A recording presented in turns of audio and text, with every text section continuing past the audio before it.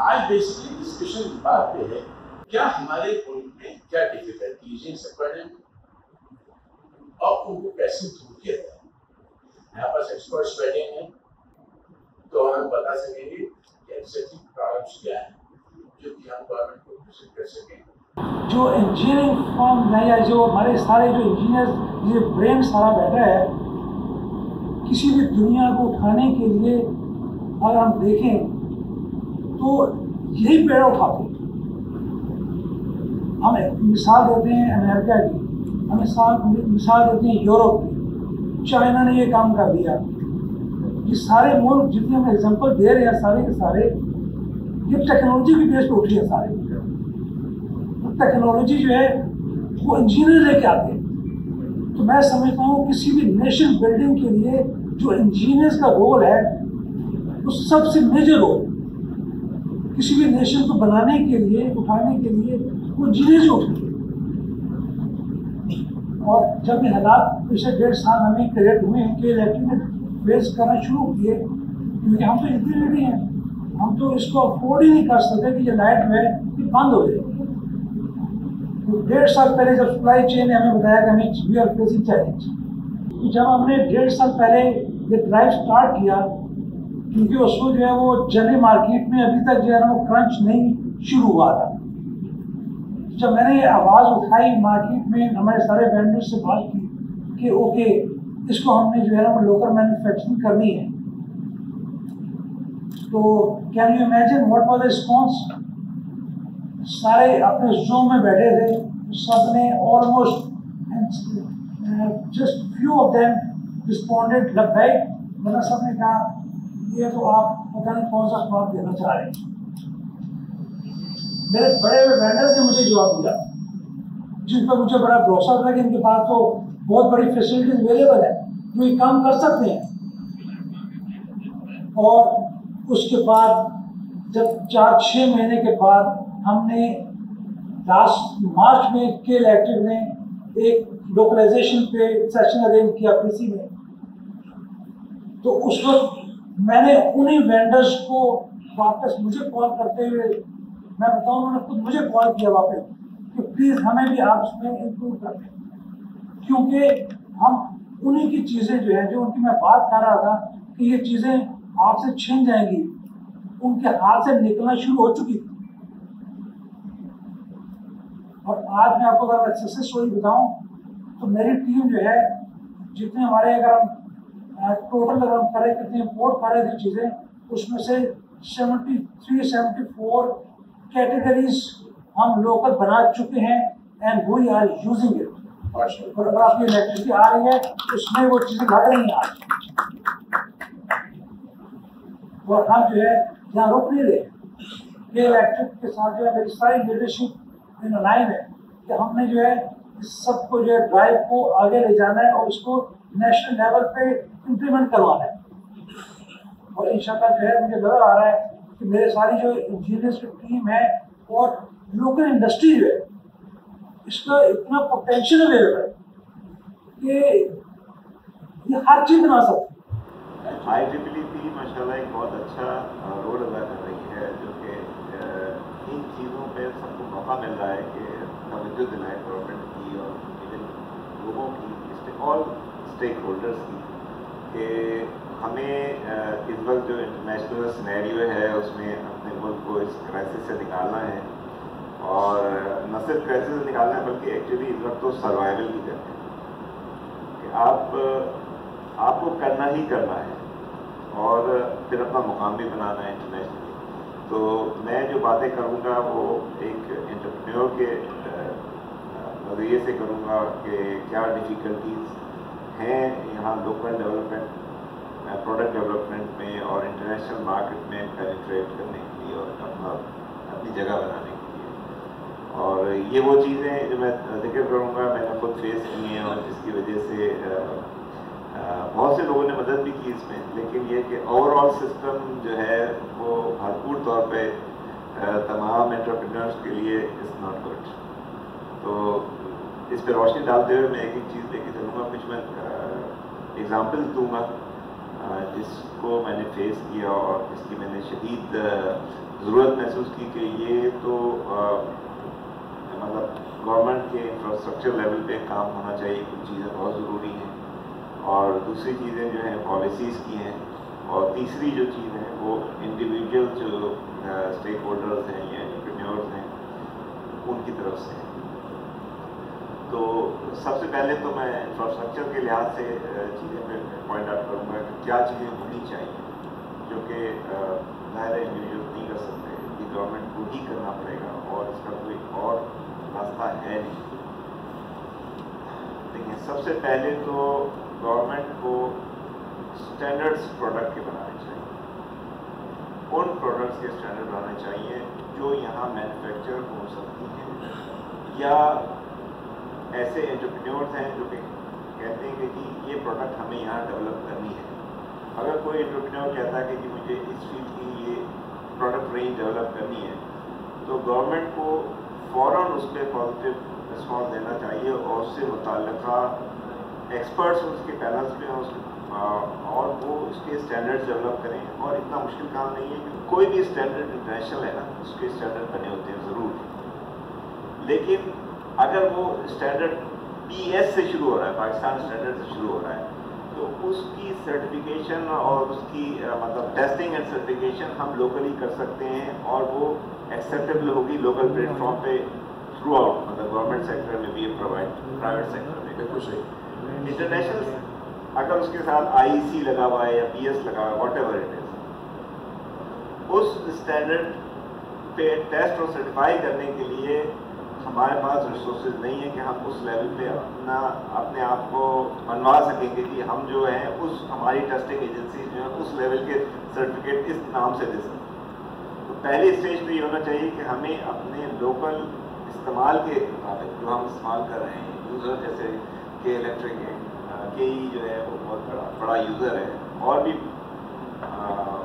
इस तरह के यूज़र्स हैं, वो उसमें अपना रोल अदा करें और जो लोकल PS स्टैंडर्ड्स बन रहे हैं उनकी जो ज़रूरत है उसके मुताबिक उन स्टैंडर्ड्स के लिए अपनी इनपुट दें। तो you have to make sure कि भाई आप जो अपने स्टैंडर्ड्स बना रहे हैं वो आपके जो लोकल कंज्यूमर्स हैं जो वो उनकी रिक्वायरमेंट्स को हर लिहाज से पूरी करें, सेफ्टी के लिहाज से, क्वालिटी के लिहाज से। तो पहले इस स्टेज पे जब एक लेवल पे प्रोडक्ट हो जाती है, स्टेबल हो जाती है, फिर वो प्रोडक्ट उसके पास इतने रिसोर्सेज भी होती हैं, उसके पास इतनी एनर्जी भी होती है और विल भी होती है कि वही प्रोडक्ट को फिर वो सेम जो उसको कॉरस्पॉन्डिंग इंटरनेशनल स्टैंडर्ड है उसके लिए कोई ना कोई बंदोबस्त करके उसमें जाके अप्रूव कराए। इसके मतलब आप कहना ही नहीं हो सकता। आप कहना बेसिकली चाह रहे हैं कि सबसे आसानी तब होगी जब हम जो यहाँ डेवलप करना चाह रहे हैं उसके स्टैंडर्ड्स हमारे डिपार्टमेंट ऑफ स्टैंडर्ड्स है वो इमीडिएटली उस पर काम करे और डेवलप करे, भले ही उसको कॉपी करके उस पर अमेंडमेंट करके उस हिसाब से कर दे। जी, is that what you mean? बिल्कुल। और जो लोकल कंज्यूमर्स हैं उसकी रिक्वायरमेंट को वो पूरा कर रहे हैं हर लिहाज से, सेफ्टी के लिहाज से, क्वालिटी के लिहाज से, दैट शुड बी एनफ। और ये जो अगर इकदाम होगा तो ये बहुत ज्यादा बेनिफिशियल होगा।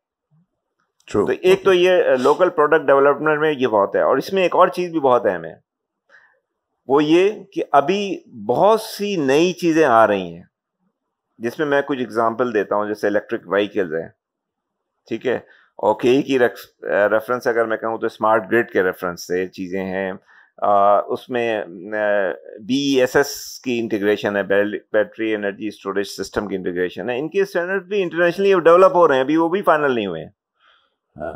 तो वी कैन वर्क उसके साथ साथ हम भी इतने कैपेबल हैं कि हम उसके स्टैंडर्ड्स यहाँ PS स्टैंडर्ड्स के सब सेक्शंस के यहाँ डेवलप करके, स्टैंडर्ड एक दिन में डेवलप नहीं होता, उसके रिविजन्स आते हैं और शुरू का आप देखें कोई स्टैंडर्ड उठा के 10 साल 15 साल बाद उसकी शक्ल बिल्कुल चेंज हो चुकी होती है। तो वी शुड स्टार्ट कि भाई हमारे अभी जो इस्तेमाल हम कर सकते हैं उस इस्तेमाल के हिसाब से, जो यूजर की रिक्वायरमेंट के हिसाब से आप उसकी स्पेक्स बनाएं, इलेक्ट्रिक व्हीकल में बनाएं, चार्जिंग सिस्टम है और रिन्यूएबल एनर्जी है और बहुत सी चीज़ें हैं, और आर्टिफिशियल इंटेलिजेंस में सपोर्ट करने वाले बहुत सी प्रोडक्ट्स हैं जो कि हार्डवेयर्स की भी हैं, सॉफ्टवेयर्स की भी हैं। क्योंकि सॉफ्टवेयर के भी स्टैंडर्ड हमें चाहिए, खाली हार्डवेयर के स्टैंडर्ड नहीं होते। शाह साहब ने जो बात की है इसमें लैब वाली जो बात है वो बहुत इंपॉर्टेंट है। आपने शुरू में बात की थी कि चैलेंजेस आपको क्या आते हैं, तो चैलेंजेस में मैंने कहा था कि मैं नेगेटिव की बजाय पॉजिटिव बात करूंगा, लेकिन चैलेंजेस में एक बहुत बड़ा चैलेंज ये है कि हमारे यहाँ जो टेस्टिंग लैब्स हैं उसकी अवेलेबिलिटी वो अपग्रेड नहीं होती। उसकी वजह से वो तमाम पार्टीज़ जो हैं उनको बाहर जाके फॉरेन एक्सचेंज भी स्पेंड करना पड़ता है। मसलन एक मिसाल है, एनटीडीसी ने अपना स्टैंडर्ड अपग्रेड किया और कहा जी कि अब आप जो है ना ST अप्रूव्ड लैब से टाइप टेस्ट करेंगे। बिल्कुल सही। एनटीडीसी की अपनी रवात लैब वो अप्रूव्ड लैब नहीं है। जी बिल्कुल सही। तो all of us started going outside. तो हम वो स्टेट बैंक से 6 माह लग रहे हैं वो फॉरेन एक्सचेंज $50,000 ट्रांसफ़र करने के लिए। तो ये सारे challenges is an example, another example कि हमारे यहाँ पॉलिसी बनाने से पहले देखना ये चाहिए कि हम इस पॉलिसी को इम्प्लीमेंट कर रहे हैं और यहाँ पे 500 कंपनीज जो अफेक्ट होंगी, क्या हमने उसके लिए कोई अरेंजमेंट किया है कि ये पॉलिसी की इम्प्लीमेंटेशन जो है वो स्मूथ हो जाए।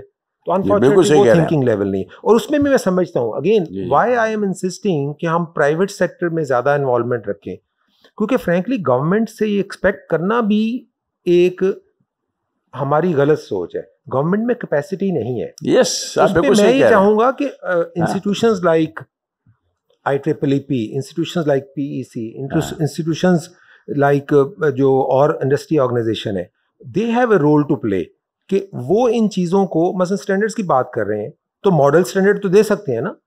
मसलन अभी एक चीज़ हमने 2-3 साल की रिसर्च करने के बाद LED लाइट्स में हमने फास्ट लाइट्स के नाम से काम शुरू किया। अब उसके स्टैंडर्ड्स नहीं है, ठीक है। अब वो KE के अपने स्टैंडर्ड्स हैं। KE कहते हैं अगर आपने हमें लाइट देनी है तो हमारे स्टैंडर्ड को कंप्लाई करें। अच्छा, जब हम जाते हैं DHA के पास तो कहते हैं जी हमारे अपने स्टैंडर्ड हैं, आप हमें कंप्लाई करें। नेस्पाक के पास जाते हैं, नहीं हमारा तो हमें तो ये रिक्वायरमेंट है। जी। अब मैन्युफैक्चरर क्या करेगा कि मैन्युफैक्चरर बजाय इसके कि वो फोकस करे, उसको डेवलप करे, कैपेसिटी जनरेट करे और एक्सपोर्ट करने के काबिल हो, जी। वो 15 ऑर्गेनाइजेशंस की विश लिस्ट को मीट करता रहेगा। और उसमें फिर चैलेंज क्या है, लैब यहाँ नहीं है, बिल्कुल टेस्ट के लिए फिर आपको चाइना जाना है। तो दिस इज अनदर एरिया जहाँ पे अदारे जो हमारे हैं, जो कि भूल जाए गवर्नमेंट को, वो मॉडल स्टैंडर्ड्स लेके आए। यूनिवर्सिटीज कहें अपनी इलेक्ट्रिकल डिपार्टमेंट को कि let's guys put on our website something for people to criticise. 1922 में लाहौर में सीमेंस का फर्स्ट ऑफिस इस्टेब्लिश हुआ था और since then we have been active in Pakistan. और पिछले कोई एटलीस्ट 50 साल से हम मैन्युफैक्चरिंग ओन करते हैं और we are manufacturing a lot of products. जो कमाल साहब ने बात की उसमें फ्रेंकली थोड़ा सा मैं ऐड करूँगा कि मेरे ख्याल में जो बिग टिकट आइटम्स हैं वो गवर्नमेंट के बगैर मूव नहीं कर सकते। अनफॉर्चुनेटली पूरी दुनिया में ये होता है। इस वक्त अगर आप किसी भी कंट्री की बात करें, जो कंट्रीज ऑयल रिच कंट्रीज हैं वो भी लोकलाइजेशन की बात कर रहे हैं। आप सऊदी का स्लोगन देखें, मेड इन सऊदी, मतलब they have gone far away to promote made in Saudi. They have introduce policies और वो पॉलिसीज हैं जो गवर्नमेंट ड्राइव कर रही है। जैसे अगर if they want transformer manufacturing facility to be there, तो वो 3 साल के मैन्युफैक्चरर्स को रोड मैप दे रहे हैं कि ये हमारा रोड मैप है, आप अगर ये बिजनेस चाहते हैं तो then you have invest in Saudi. So इससे unless and until the government is present in all of the discussions and there is a will from the government to do something, I think बड़ी चीज़ें move नहीं करेंगी। छोटी चीज़ें at our level, जो जैसे K Electric is again taking a very good initiative, similar initiative NTDC ने भी लिए हुए हैं, because जैसे कमाल साहब ने mention किया, and I would second that कि K Electric is an ideal example where a company was privatized और आज कराची में they are the largest job creators और ये डिफरेंट इंडस्ट्रीज को लोकलाइजेशन पे they are able to pull that, no doubt. ठीक है। अब मैं एक जनरली आपको 2-3 एग्जांपल से डिस्कशन को अपनी आगे बढ़ाऊंगा कि 3 साल में पाकिस्तान में 10 गीगावाट ऑफ पावर ऐड हुई। अब मुझे कोई ऐसा पावर प्लांट याद नहीं है जहाँ पे कोई लोकल स्विच गियर या कोई लोकल केबल या कोई लगी हो। अगर किसी को याद हो तो मेरी नॉलेज में भी इजाफा कर दें। एटलीस्ट मेरे across being a multinational company Siemens, we are manufacturing the same product जो कि यूरोप में, चाइना में, दुबई में मैन्युफैक्चरिंग इज लिमिटेड या कहीं भी मैन्युफैक्चर हो रही है। We were unable to get the order. क्यों? Because of the policy. जैसे कमाल साहब ने भी मेंशन किया था कि टेंडर में लिखा हुआ है द कॉन्ट्रैक्टर और owner he can import duty free and GST free. जब मैं रॉ मटेरियल इंपोर्ट करता हूं तो मैं पोर्ट पे 5% से लेके 20% तक ड्यूटी पे करता हूं, मैं पोर्ट पे जीएसटी पे करता हूं।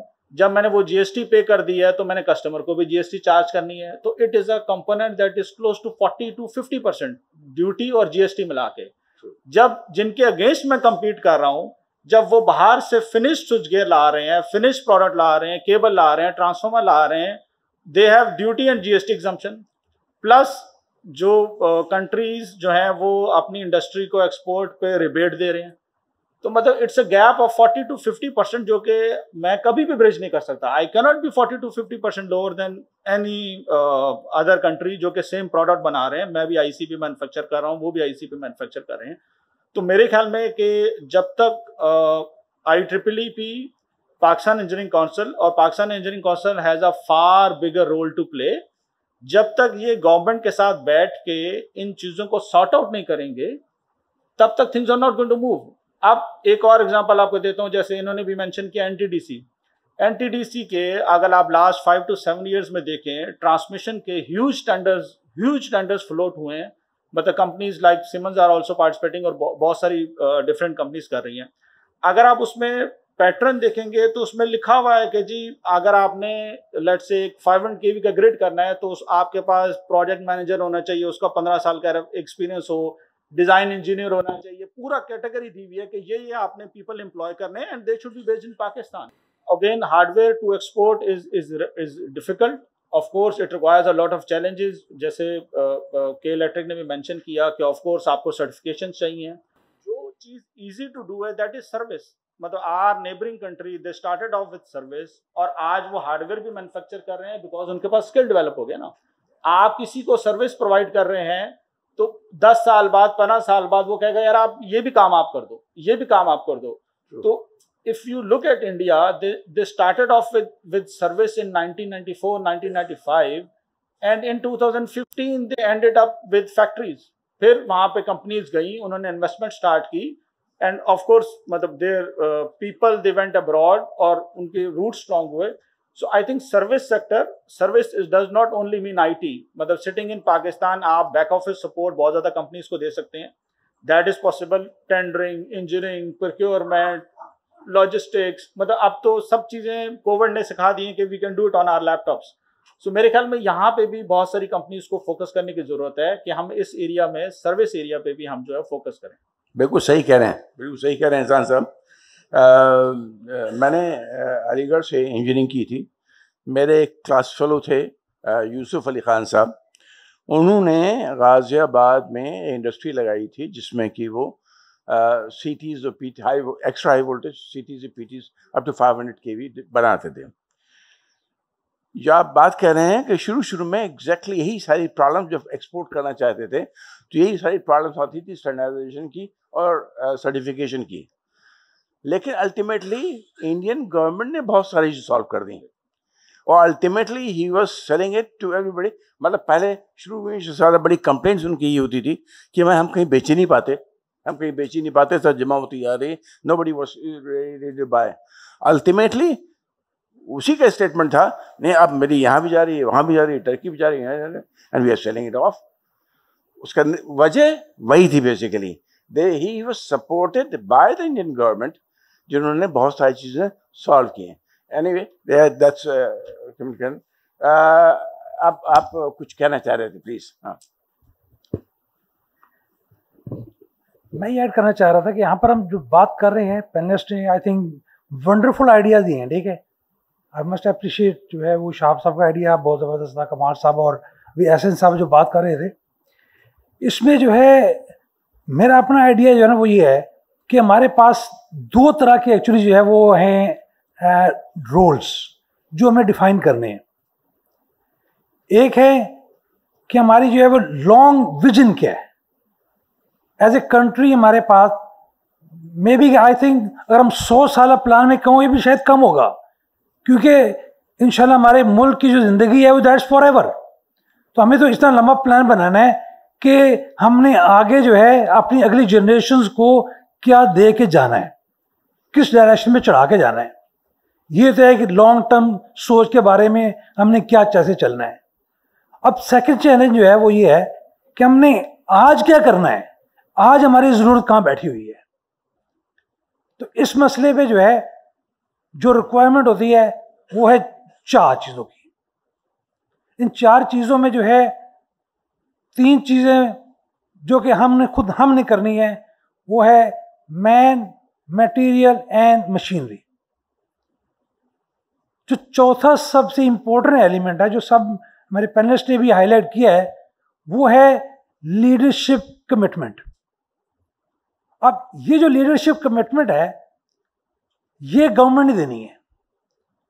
आज गवर्नमेंट ने डिसाइड करना है कि क्या मैंने लोकल इंडस्ट्री को ग्रो करवाना है या नहीं करवाना, क्या मैंने जो है इंपोर्ट को बंद करना है या नहीं करना। आप में से हर आदमी जो है उन्हें चाइना का मॉडल स्टडी किया होगा या चाइना विजिट भी किया होगा। मुझे खुद कई बार जाने का इत्तेफाक हुआ। चाइना का मॉडल इज़ वेरी सिंपल। उन्होंने जब 83-82 में जब स्टार्ट लिया, उनकी पहला जो है लीडरशिप का डिसीजन था कि जो चीज़ चाइना में बनेगी हमने वो इंपोर्ट नहीं करनी है। और ये मुझे प्रैक्टिकल एक्सपीरियंस हुआ। मैं बैक 16-17 में जो है एक आइटम की इंस्पेक्शन के लिए जो है गया, तो मेरी स्पेसिफिकेशन में लिखा था कि मुझे जो है वो फलां चीज़ यूरोपियन ब्रांड की चाहिए, उसके अंदर लगी होनी चाहिए। तो मैंने उससे डिमांड किया, मैंने कहा मेरी स्पेसिफिकेशन में लिखा है, आप इसको मुझे वही लगा के दो। तो उसने क्या कहा कि अमजद साहब, वी आर वेरी सॉरी, हमारी गवर्नमेंट का रूल है कि जो चीज़ हमारी लोकल बनती है वो हम इंपोर्ट नहीं कर सकते। हम आपको ये लगा के यही देंगे, लेकिन अगर आपकी इतनी रिक्वायरमेंट है कि you can not afford it, तो हम आपको डायरेक्ट वहाँ से इंपोर्ट करवा के आपके मुल्क में डिलीवर करवा देंगे, लेकिन हम आपको चाइना में इंपोर्ट करवा के यहाँ से नहीं दे सकते।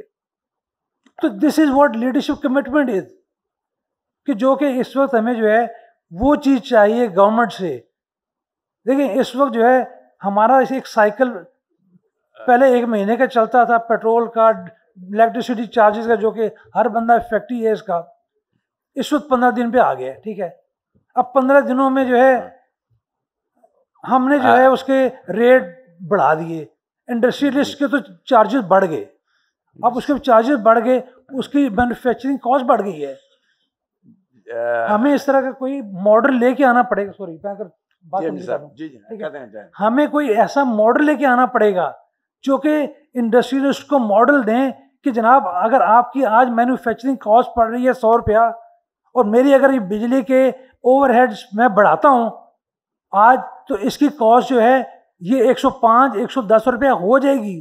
और मुझे साथ ही जो है उसकी इंपोर्ट के जो क्लॉज है वो ऑटोमेटिक चेंज उधर ही हो जाए कि मेरे लिए जो है उतना ही डिफ़िकल्ट हो जाए इसको इंपोर्ट करना, ना कि मैं उसका जो है वो 1 साल बाद इंतज़ार करूं कि अगली जून में आकर गवर्नमेंट इसको रिवाइज करेगी।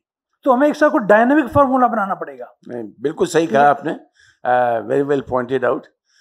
अपेरेंटली देखें अभी जो गवर्नमेंट जो कुछ कर रही है उसको हमें मेरे ख्याल में इग्नोर कर देना चाहिए। इग्नोर इस वजह से कर देना चाहिए कि उनके इस किस्म के कोई एम्स हैं ही नहीं। their targets are different. Their targets are not what we think are the targets of the government. और किसी तरह से उन्होंने सरवाइव करना है। और ये वाली बातें जो कि मैन्युफैक्चरिंग कॉस्ट बढ़ जाएगी, कट जाएगी, I think that is the last thing they are thinking. They are least bothered about exports, क्योंकि एक्सपोर्ट्स इतनी ड्रास्टिकली कम हो गई है कि हम मेरे ख्याल में जो शॉर्टेज हमारी होती है वो बेसिकली इसी वजह से होती है। डॉलर ऊपर जा रहा है, they don't give a dam, ये जो अभी क्या है वो तो टेम्पररी है। लेकिन नो कमेंट्स टू दैट। बात ये कि आप जो बात कह रहे हैं बिल्कुल सही कह रहे हैं। पॉलिसीज ऐसी होना चाहिए जो कि मेक श्योर करें जो हमारा मैन्युफैक्चरर है वो फैसिलिटेट हो। ये अगर कॉस्ट दूसरी बढ़ती रहेंगी तो there is no way you can match the local market either or the international market. International market तो बिल्कुल भी मीट नहीं कर सकते, क्योंकि कॉस्ट ऑफ डूइंग बिजनेस अगर आपकी बढ़ जाएगी तो आप मैच नहीं करेंगे। देखें, जैसे फॉर एग्जांपल जापान है, जापान में कॉस्ट ऑफ डूइंग बिजनेस बढ़ इस वजह से गई कि उसकी वजह उनकी सैलरीज बढ़ गई, उनके लिविंग स्टैंडर्ड्स बढ़ गए, सब हो गया, but they matched it by competitiveness, by efficiency and everything. They're still exporting, and they are known to have a high quality. That's why you are. Yes, I would definitely. Yeah, Mr. Irfan wants to say something on that. Please go ahead. ये policies की आप बात कर रहे हैं और ये कह रहे हैं कि गवर्नमेंट जो है वो ये सब काम करे। गवर्नमेंट को किसने बताना है कि वो क्या काम चाहिए? गवर्नमेंट को इल्हाम तो होने नहीं लगा, आप लोगों ने बताना है ना। लेकिन मैं ये देखता हूँ कि जो पॉलिसीज़ बनती हैं पाकिस्तान में, जैसे ARE पॉलिसी 2019 की है या NEP नेशनल इलेक्ट्रिसिटी प्लान है, इसमें किसी इंजीनियर की इनपुट नहीं होती।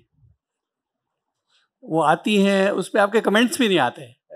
मुख्तलिफ व्हाट्सएप ग्रुप में ये बात हो रही होती है, कुछ भी नहीं आ रहा होता आप लोगों की तरफ से। तो आप पहले अपनी पॉलिसी सही करवाएं हुकूमत से, क्योंकि हुकूमत खुद कुछ नहीं करती। अब अगर आपने मैसेज देना है तो आप इग्नोर नहीं करें हुकूमत को, SIFC को लिखें, स्पेशल इन्वेस्टमेंट फैसिलिटेशन काउंसिल। सारी हुकूमत अब उनके लिए काम कर रही है, वो सब कुछ देख रहे हैं। वो एग्रीकल्चर भी है, IT भी है, माइंस एंड मिनरल्स भी हैं और एनर्जी सेक्टर भी है। बिल्कुल सही कह रहे हैं।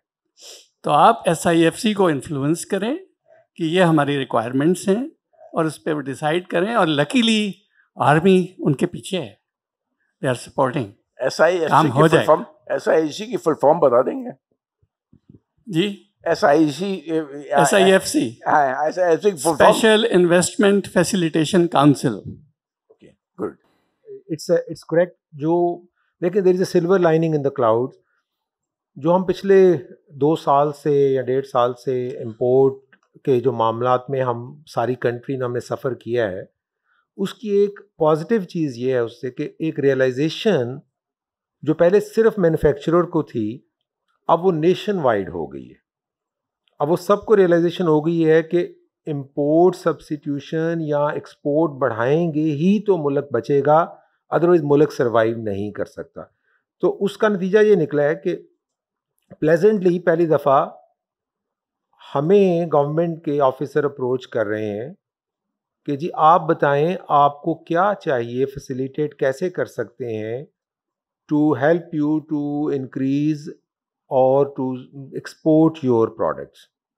तो this is a very positive sign कि एक रियलाइजेशन बहुत ज़्यादा हो गई है। अब इस मोमेंटम को हमने बिल्ड करना है। देखिए, गवर्नमेंट का मोमेंटम ये होता है कि ऑफिसर को आज जो ऊपर से बॉस ने कहा वो आज करेगा, अगले दिन कोई और चीज़ कर रहा होगा। उसमें हमारे जो इंस्टीट्यूशंस हैं, एसोसिएशंस हैं, इनका बड़ा रोल है कि वो मोमेंटम को बिल्ड करे। फॉर एग्जांपल एक्सपोर्ट की हम बात करते हैं, सबसे बड़ा मुझे चैलेंज क्या है एक्सपोर्ट में? वही चैलेंज है कि जहाँ पे भी मैं जाऊँगा मुझे कहेंगे जी इसको टाइप टेस्ट करें हमारी रिक्वायरमेंट के मुताबिक। ये नॉन टैरिफ बैरियर्स होते हैं, ये कंट्रीज़ रखती हैं। अनफॉर्चुनेटली जैसे ऐसा ने बात की, पाकिस्तान में नहीं है, बाकी हर जगह पे होते हैं। हम हर चीज़ बाहर से आती है उसको कहते हैं बिस्मिल्लाह आ जाएं, और जो खुद अपने वाले हैं उनको कहते हैं आप सही नहीं है। जी सही कह अच्छा, रहे हैं। नॉन टैरिफ बैरियर्स रखे जाते हैं। अच्छा, अब उसको डील कैसे करना? उसको ये डील करना है कि हम अपनी लैब्स को अपग्रेड कर लें कि मुझे अगर लेट्स से साउथ अफ्रीका के लिए एक टाइप टेस्ट करना है तो उसके लिए मैं अब चाइना या हंगरी या दुबई ना जाऊं अपना सैंपल लेके, मैं पाकिस्तान में वो कर लूं। उससे ये होगा कि मेरी कॉस्ट कम होगी, टाइम कम होगा और मैं एक्सपोर्ट में भी जा सकूंगा। तो एक्सपोर्ट के लिए भी हमारे वो बैरियर्स वही हैं जो हमें पहले रिमूव करने। ये कहना कि वो रातों रात हो जाएगा, रातों रात कोई चीज़ होती नहीं है। तो इसलिए I think it's a right time for institutions like the one who is holding this conference, IEEP या बाकी इंस्टीट्यूशंस, कि वो इस एजेंडे को लेके आएँ और उस एजेंडे के ऊपर गवर्नमेंट को पुश करें, SIFC जो भी दूसरे अदारे हैं, कि आप सबसे पहले इन्वेस्ट करें और अपनी लैब्स को, अपनी एक्रेडिटेशन बॉडीज़ को अपग्रेड करें। Thank you. Thank you. Amjad साहब कुछ कहना चाह रहे थे इस वक्त? नहीं पहले मैंने जो बात जो मैं अपने जो है वो ऐड ऑन ये करना चाह रहा था इसमें कि जो अभी कमाल साहब ने बात भी की है इसमें हमें जो है, जो एक तरफ हमने इंपोर्ट की बात जो करते हैं, तो एक है फिनिश प्रोडक्ट्स की इंपोर्ट, एक है रॉ मटेरियल की इंपोर्ट। हमें जो है, जो फिनिश प्रोडक्ट्स है, अनफॉर्चुनेटली हमने उसके पॉलिसी और रॉ मटेरियल की पॉलिसी को एक ही तरह गवर्न किए जा रहे हैं। जबकि रॉ मटेरियल जब आएगा तो इससे हमारी इंडस्ट्री जो लोकल है उसने ग्रो करना है, उसने मैन्युफैक्चरिंग करनी है, उसने जॉब क्रिएट करनी है, उसने वैल्यू एडिशन करके हमारी एक्सपोर्ट बढ़ानी है। तो ये पॉलिसी जो हमारी होगी, जो कि रॉ मटेरियल की होगी, this should be very lenient, rather welcoming policy, कि जहां पर जो है ओके रॉ मटेरियल हर बंदा इंपोर्ट जितना मर्जी करना चाहिए करो। बिल्कुल सही कह रहे हैं, बिल्कुल सही कह जहां रहे हैं। तक फिनिश गुड्स के प्रोडक्ट की इंपोर्ट है, वहां पर हम उसी को जो है उतना मुश्किल करें जहां पर जो हमारा जो है मेजर हमारा जो फॉरेन एक्सचेंज इस्तेमाल हो रहा है। तो यूँ हमारा जो है ना एक बैलेंस क्रिएट जो होगा इंपोर्ट और एक्सपोर्ट का, वो इंशाल्लाह एडजस्ट हो जाएगा। बिल्कुल सही कह रहे हैं आप। रॉ मटेरियल इंपोर्ट आसान होगा तो हम वैल्यू ऐड करके उसे एक्सपोर्ट करने के काबिल भी बना सकेंगे। खालिद परवेज साहब कुछ कहना चाह रहे थे, प्लीज। हाँ, thank you, Janab. I think it has been a wonderful discussion. आवाज़ आ रही? जी जी आवाज़ जी। ओके। देखें, दो बातें यहाँ पे कही गई हैं। एक लीडरशिप कमिटमेंट की बात की गई। I think this is something which we should not depend at all. It is the leadership, it is the absence of leadership which has destroyed Pakistan. We should know that in 1960s, early 1960s, semiconductors were manufactured in Lahore. Then came the people who supported imports, और उन्होंने कहा जी क्या ज़रूरत है इसकी, बाहर से मंगाएंगे। उसको बंद कर दिया गया। वो सेमीकंडक्टिंग इंडस्ट्री जो थी वो सपोर्ट कर रही थी मिलिट्री कम्युनिकेशन को और पाकिस्तान टेलीफोन इंडस्ट्री को, और उस लेवल का इस रीजन में दूसरा कोई सेमीकंडक्टिंग मैन्युफैक्चरर पाकिस्तान में नहीं, कोई था ही नहीं इस रीजन। ठीक है, तो this is the leadership commitment we have been having. तो मैं ये इसको टेकअप इस तरह से करूँगा, ये होना तो है और करना तो है, but we should not look at the leadership. अभी कमाल साहब ने कहा कि आज हमारे पास ये आ रहा है रिकमेंडेशन कि जी हम लोकली चीज़ों को डेवलप करें, कल कोई दूसरा बॉस आ जाएगा वो कुछ और कहेगा, उसी लिहाज से ऑर्डर्स आने शुरू हो जाएंगे। ठीक है, तो this will keep on happening. What we should do is that we have to develop our private sector. ये प्राइवेट सेक्टर जो था, और हमारे जैसे federation Pakistan chamber of commerce है, KCCI है, इनके ज़रिए से हमने इस चीज़ को आगे लेके चलना है। अच्छा, दूसरा हमारी जो बात हो रही है वो लैब्स की हो रही है। नाउ लैब्स में ये बहुत इम्पोर्टेंट है। हमने हमारे पास रवात की लैब है, लाहौर यूनिवर्सिटी की है। आज से तकरीबन 30 साल पहले NED यूनिवर्सिटी में भी एक हाई वोल्टेज लेबोरेटरी कायम की गई थी, और उसमें कोई खुल के कहने में कोई हरज नहीं है। उस ज़माने में वो AEG होती थी, अरीवा होती थी, अरीवा ने उसमें बड़ा कंट्रीब्यूट किया था और हमारे कुछ लोगों की मेहनत से वो लैब कायम की गई थी। फिर एक वाइस चांसलर साहब आ गए, उनका एजुकेशन से कोई ताल्लुक़ नहीं था।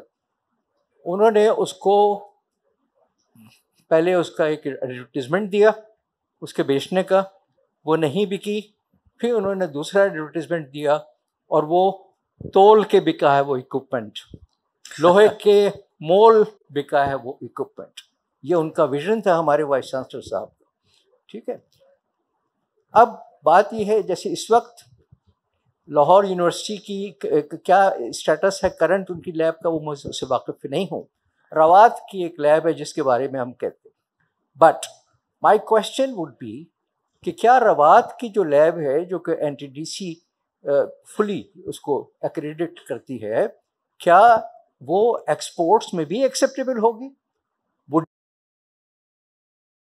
Any other international independent laboratory? इसलिए कि जो इंटरनेशनल बिडिंग होती है, कि इसी के बड़े हैवी किस्म की बिडिंग में मैं इन्वॉल्व रहा हूँ 5 साल, फ्रॉम 1990 टू 1995। हमारे टेंडर्स में लिखा होता था कि type tests have to be conducted at Kima. not Kima, at laboratories of international repute. Now, is this Rawat of international repute? So that's what we have to see. Yeah, good question. Yeah. ठीक है, तो मेरा ख्याल है इस चीज पे मेहनत करने की जरूरत है. Thank you. Thank you. Please.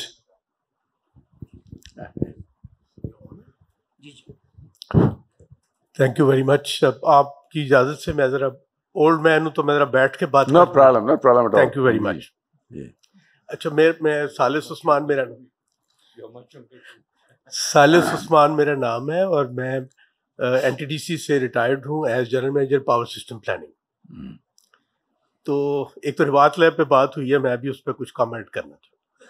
तो एक तो उसकी जो जुरिस्डिक्शन या इस्टेब्लिशमेंट, सारा कॉन्सेप्ट ही गलत है. 99% जो वो टेस्टिंग करते हैं रिवात लैब में, वो डिस्ट्रीब्यूशन मटेरियल है जिसका NTDC के साथ कोई ताल्लुक नहीं. NTDC जो इक्विपमेंट अपना यूज़ करता है अपनी लाइंस के लिए, ग्रिड्स के लिए, 99% इक्विपमेंट जो है वो इम्पोर्टेड है. तो उस लैब का NTDC के साथ होना या NTDC का इसको ओन करना या उसको इम्प्रूव करना बहुत ही बेमानी चीज़ है. जब काम कर रहा था एज जनरल मैनेजर, तो हमारे पास एक प्रपोजल थी उसको अपग्रेड करने की. ये सारी बातें आपने जो ST वो सर्टिफिकेशन, अगर स्पेलिंग मैंने सही बोले हैं, थोड़ा मेमोरी का प्रॉब्लम भी है, लेकिन ST सर्टिफिकेशन की बातें भी सब हमारे यहाँ भी हुई, प्रपोजल्स भी आई, और जब वो मेरे पास पहुंची तो हमने उसको ज़ाहिर है कॉस्ट बेनिफिट रेशो से देखना था. मैंने उसको ओवरऑल पाकिस्तान के रेफरेंस से नहीं देखना था, मैंने NTDC के बिजनेस के पॉइंट ऑफ व्यू से उसको देखना था. तो मैंने तो उसको रिजेक्ट कर दिया. वो तो 50 साल में भी हमें रिटर्न नहीं मिल रहा था जो हम इन्वेस्टमेंट कर रहे थे, और हमारा स्टेक भी कोई नहीं था. हम जितनी इक्विपमेंट की टेस्टिंग कर रहे हैं वो सारी की सारी डिस्ट्रीब्यूशन मटेरियल है. तो हमने ये प्रपोजल दी कि डिस्कोस जो है और जो लोकल इंडस्ट्री है वो इन्वेस्ट करे इसमें, इंस्टेड ऑफ के हम NTDC उसमें इन्वेस्ट करें, क्योंकि हमें तो उसका कोई फ़ायदा नहीं था. It's an outdated lab. जो अभी खालिद साहब ने बात की बिल्कुल सही कह रहे हैं, लेकिन ये तो दूर की छलांग आप लगा रहे हैं. एक्सपोर्ट करने की बातें भी तो आप लोकल नीड्स नहीं आपसे पूरी हो रही. पहला स्टेप तो पहला ही है ना जी, फर्स्ट थिंग फर्स्ट है. पहला स्टेप लोकल नीड्स को पूरा करने का है. एक्सपोर्ट तो बाद की बात है. तो लोकल नीड्स ही नहीं आपकी पूरी हो रही, आपकी वो टेस्टिंग स्टैंडर्ड वो क्वालिटी नहीं है. इवन चार्जेस भी जो हम लेते हैं रिवाज के वो भी बड़े मीगर है. वो भी एक तो ये बात होगी. एक एस्पेक्ट जो बड़ी ज़बरदस्त बातें हुई हैं, मैं खुदारा खास्ता मैं वैसी कोई बात नहीं अंडरमाइन नहीं कर रहा हूँ, ये बड़ी इंपॉर्टेंट बातें बहुत देर से हो रही हैं और बड़ी इंपॉर्टेंट है. मैं इसमें एक एस्पेक्ट जो मेरे ख्याल में बड़ा मिसिंग है, क्रिटिकल है, लीथल है इस वक्त, जो हमें ख़राब कर रहा है और जो अगले आने 10-15 सालों में हमें जाके मज़ीद उसका एहसास होगा. अब ये डायलॉग नहीं रहा है ब्रेन ड्रेन का. आप मेक इन पाकिस्तान, वो एक, मैं अगर रिकॉल करूं तो एक वो शेर है, अगर गलत नहीं होता, वो ये है कि फ़कत बातें अंधेरों की, महज किस्से उजालों के, चिराग आरजू लेकर तुम निकले ना हम निकले. क्या बात आप है. मेक इन पाकिस्तान की बात कर रहे हैं. 10 में से 7 अच्छे इंजीनियर्स जो हैं वो आपके जा चुके हैं जी. आप मुझसे बोले मेरे जैसा बंदा जो है, जाहिर है मैं कोई खास बंदा नहीं हूँ, जो मेरे एसोसिएट्स में से 10 में से 7 लोग चले गए हैं. ये यंग लोग, मैं ओल्ड एज की बात नहीं कर रहा, हमें तो कोई नहीं लेके जाएगा, लेके जाना भी नहीं चाहिए. यंग 10-12 साल 14 साल 7 साल एक्सपीरियंस वाले बंदे, दे आर गॉन. ये वो एक्सपोर्ट है, इसके पैसे भी नहीं आते. आप मेक इन पाकिस्तान देखें, माशाल्लाह जो ये लोग बैठे हुए हैं, मेक इन पाकिस्तान ये तो गाइड करेंगे ना. जिन लोगों ने हैंड्स ऑन काम करना है वो 5-7-8 साल 10 साल एक्सपीरियंस वाले लोग हैं. दे हैव गॉन. आप मुझे कहें, मैं आपको दोपहर तक लिस्ट बना के देता हूँ. आयरलैंड में कितने लोग गए हैं, ऑस्ट्रेलिया में कितने लोग गए हैं, दुबई में, दीवा में कितने लोग गए हैं, वो अभी जा रहे हैं. अभी जो नहीं जा रहा, मैं ईमानदारी से आपको बता रहा हूँ, जो नहीं जा रहा वो इनकैपेबल है, उसको लेके नहीं जा रहे और ले जाई जा रहे हैं और मुसलसल जा रहे हैं. आपको इस बात पे, आप ऊपर से आप पॉलिसी से, पॉलिसीज की रिक्वायरमेंट बिल्कुल बड़ी अच्छी पॉलिसीज होनी चाहिए. सारा कुछ आप इन प्लेस कर लें, नीचे से काम किसने करना है. सही बात. मैं ये पर्सनल नोट पे मैं आपको बता रहा हूँ, मेरे 3 बच्चे इलेक्ट्रिकल इंजीनियर, और इससे पहले हमने कभी अपने बच्चों को इजाज़त नहीं दी थी कि जी वो इजाज़त, जहाँ तक जाहिर है लिमिट है उसकी भी एक. अब तो हम उनको कह रहे हैं जाएं आप, जस्ट लीव दिस प्लेस। अब मैं उनको, आप कैसे रोके कमाल साहब, बताएं उसको, मैं किस बात पे रोकूं उसको? यस सालिक साहब, it is very tragic, very अब ट्रेजिक। मेरे लिए रोकना मुश्किल है बिल्कुल। मैं रहा हूँ मुल्क से बाहर 5 साल रहा हूँ मैं, बट आई केम बैक, और मैं जो सीखा था मैंने यहाँ के अप्लाई किया। यही कमिटमेंट थी, यही स्लोगन, यही मिशन लेके चले थे बिल्कुल। This is first time in my life, I am 63 over 63 years now. First time पिछले 1.5 साल में हम दोनों मियाँ बीवी स्टेक होल्डर्स, जो घर के मेजर स्टेक होल्डर्स, हमने सोचने रुक गया they should leave now, we should live here. Of course हमने मरना है, यहाँ दफन होना है, आज नहीं तो कल की बात है, घंटे या साल जो भी कहे, but we don't want them to be here any more unfortunately. आप बताएं अब इसका क्या हल है? जी प्लीज प्लीज इजाजत दो तो सॉरी। देखिए बहुत अच्छी बात की खालिद परवेज साहब ने, माशाल्लाह हमारे साथी हैं।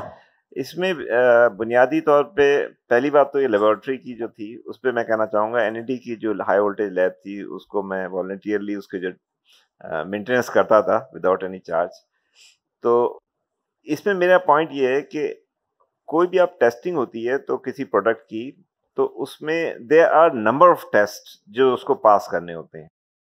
तो अगर आपकी जो लेबोरेटरी है उसमें वो सारे टेस्ट नहीं होते, लेकिन अगर उसमें से 50-60% भी टेस्ट हो जाते हैं, तो जो मैन्युफैक्चरर है उसको एक सर्टन कॉन्फिडेंस हो जाता है कि ठीक है मेरी प्रोडक्ट इन टेस्ट पे तो मैंने चेक कर ही ली है कि ये इसको टेस्ट होती है, इसको क्वालिफाई करती है। तो वो इंटरनेशनल जाने में उसको एक कॉन्फिडेंस हो जाता है और वो उसको मुश्किलात कम से कम होती हैं। तो अगर हमारी लेबोरेटरी उस स्टैंडर्ड्स पे नहीं भी उतरती, पूरा उतनी फैसिलिटीज नहीं भी हैं, तो फिर भी जितने भी टेस्ट उसमें परफॉर्म हो जाते हैं वो बहुत सारे उसका बर्डन जो है ना मैन्युफैक्चरर का वो दूर कर देते हैं। दूसरी चीज़ ये है कि इन टेस्टिंग लेबोरेटरीज के इक्विपमेंट जो कि महंगे होते हैं, ये यूनिवर्सिटीज़ में कैपेबिलिटी होती है कि वो लोकली डेवलप कर सकें।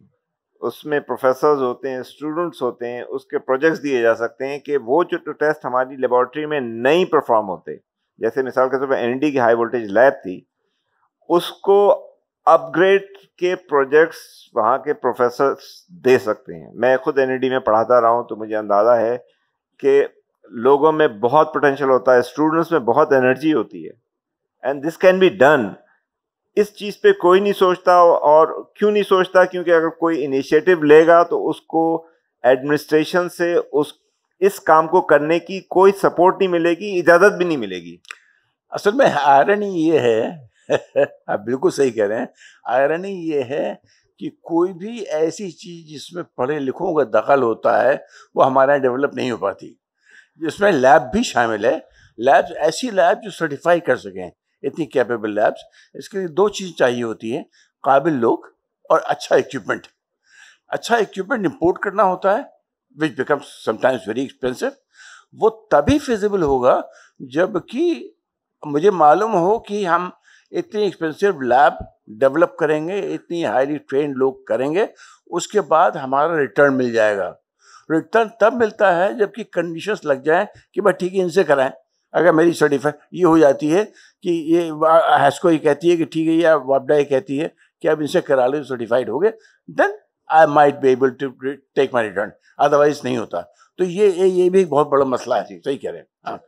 अच्छा मैंने सॉरी प्लीज मैंने लोकली टेस्टिंग मशीन्स बनाई, सीमेंस के फ्लोर पे यूज़ हो रही हैं मेरी बनाई हुई मशीन्स। श्नाइडर के फ्लोर पे जो एजी के ज़माने में दी थी, मोर देन 20 ईयर्स से वो अब भी चल रही हैं मशीन्स, टेस्टिंग मशीन्स, और वो यूज़ हो रही हैं।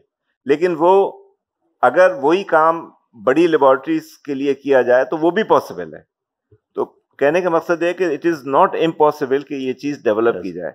और दूसरी एक बहुत इंपॉर्टेंट चीज़ है जो कि आजकल की दुनिया में, चूँकि जो कॉमर्स जो है ई कॉमर्स में आगे कन्वर्ट हो चुकी है, तो छोटी छोटी चीज़ें भी एक्सपोर्ट होती हैं। मिसाल के तौर पे ये पेंसिल भी है, ये भी एक्सपोर्ट हो सकती है। लेकिन अगर ये पेंसिल यहाँ पाकिस्तान में बनाता हूँ और मैं इसको मेरे पास कोई ई कॉमर्स के साथ मैं इसको एक्सपोर्ट करना चाहूँ, तो आप यकीन मानिए कि इस पेंसिल पे मुझे एक्सपोर्ट करने के जो डॉक्यूमेंटेशन की प्रोसेस है कम से कम 8 से 10 हज़ार रुपये आएगी।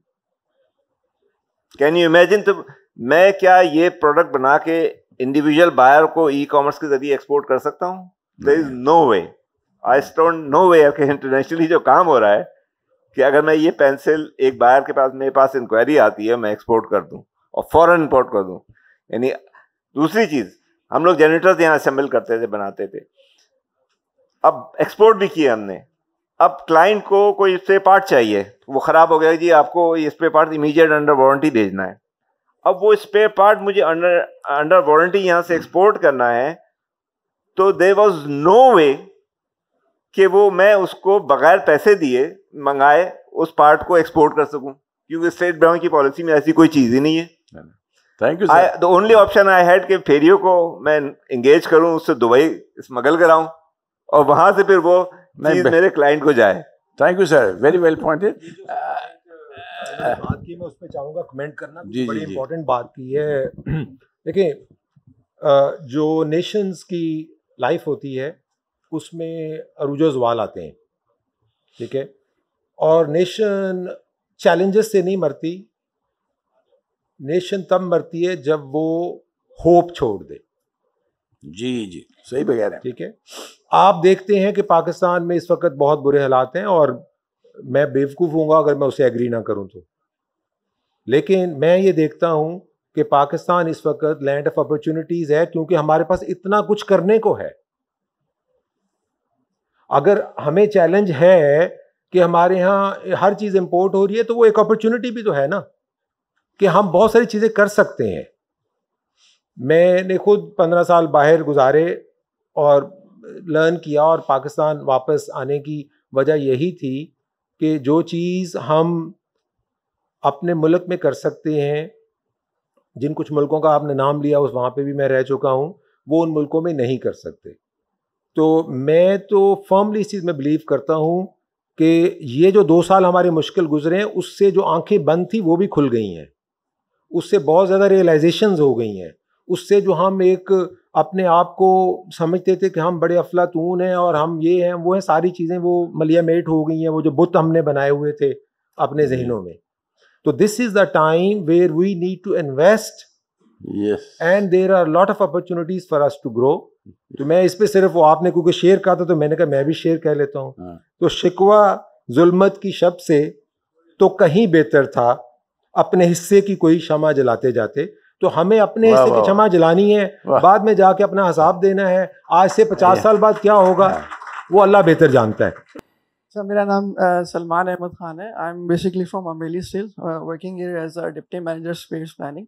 अच्छा, मैंने बहुत सारी बातें बहुत अच्छी की हमारे सारे पैनलिस्ट ने, लेकिन जो अभी एम्फसाइज जिस बात पे किया जा रहा था कि गवर्नमेंट को कहने की ज़रूरत है और गवर्नमेंट जो है वो हमारी बात कैसे सुनेगी। देखिए, क्वांटिटेटिव बात हमने बहुत सारी कर ली यहाँ पे, हमने सारी बात की कि जी हमें ये चैलेंजेस हैं, सब ने बताए। अभी सर ने बड़ी अच्छी बात की कि रॉ मटेरियल और फिनिश गुड्स, बेसिकली इसकी पॉलिसी के ऊपर जो है ना हमें काम करने की ज़रूरत है। अनफॉर्चुनेटली गवर्नमेंट लेवल के ऊपर अभी हमारे इतने इंजीनियर्स नहीं हैं, though we have an institution like Pakistan engineering council. Qualitative research पे मेरा ख्याल से काम करने की ज़रूरत है। We need to get them realise कि जी पाकिस्तान में ठीक है एक्सपोर्ट और इंपोर्ट का डेटा हमारे पास है, बट स्विच गियर इंडस्ट्री में कितने % चीज़ ऐसी है जो कि बाहर से इंपोर्ट हो रही है, कितने % पाकिस्तान में ऐसी चीज़ें हैं जो बाहर से रॉ मटेरियल इंपोर्ट हो रहा है, कॉपर है, हम स्क्रैप इंपोर्ट करते हैं, बाकी और सारी चीज़ें। तो आई थिंक ये जो दुनिया अभी जिस उस पर चल रही है वो डेटा साइंस पे चल रही है। जब तक हम गवर्नमेंट को कोई पर्टिकुलर फिगर नहीं बताएंगे कि कौन सी ऐसी बॉटलनेक आइटम्स हैं या कौन से क्रिटिकल हैं या कौन से ऐसे आइटम्स हैं जो हम लोकली यहाँ पे काम कर सकते हैं, they will not be able to convince, मतलब हम उन्हें फिर भी कन्विंस नहीं कर सकते। तो मेरा ख्याल है फिगर्स बताने की ज़रूरत है, क्या क्या चैलेंजेस हैं, और वो सब अगर हमें एक डेटा साइंस या एक डेटा की फॉर्म में हम उन्हें बता दें तो it will be easy to make the policy. और प्लस ये कि अच्छे इंजीनियर्स हैं मार्केट में, और जैसे हम लोग अभी स्टिल काम कर रहे हैं, despite getting lot of opportunity from abroad, we are still here and we are so much positive for our country. ठीक है, तो आज IEEE के फोरम से मैं सबसे यहाँ पे बल्कि आपके साथ तवज्जो से रिक्वेस्ट करना चाहूँगा कि we start working on the qualitative research.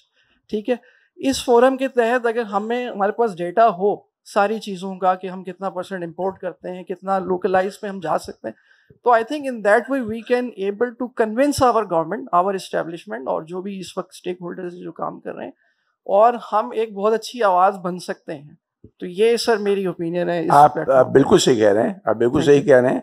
Data are important, उसी से सारी एनालिसिस होती है।